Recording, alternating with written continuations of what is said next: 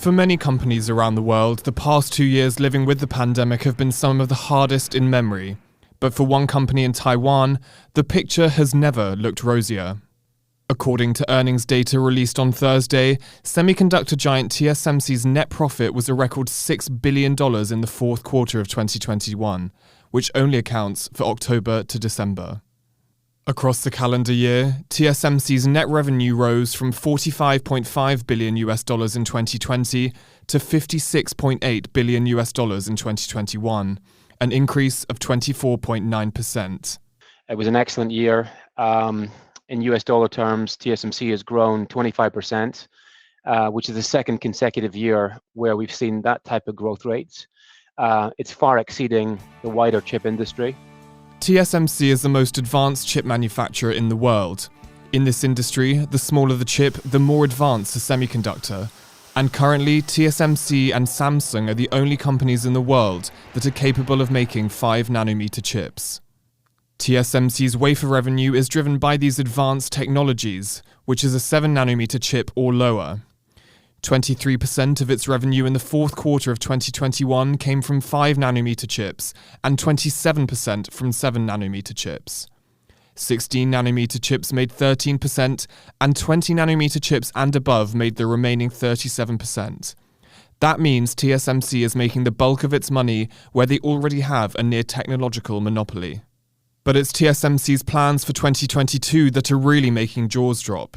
A new plant is already under construction in Arizona, and the company is projecting they'll spend over $40 billion on expansion over the coming year. Most of that is designed to make their already superior position even stronger.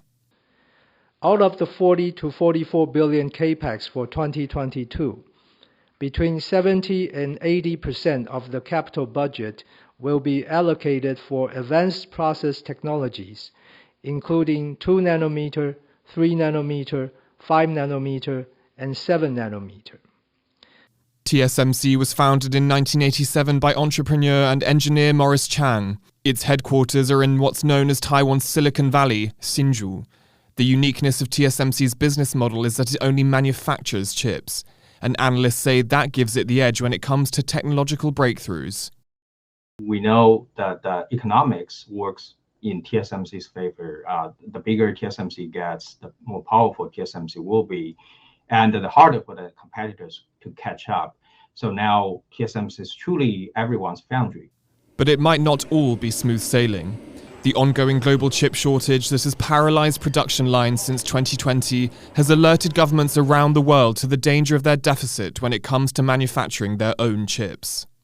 That led the US Commerce Secretary to recently say that aggressive action was needed on chip production. In response, the US government has proposed a CHIPS Act, a plan to set aside $52 billion in subsidies for domestic semiconductor production. But when you compare that to the $40 billion TSMC has earmarked for 2022, you get some sense of the national level proportions of the company's cash flow.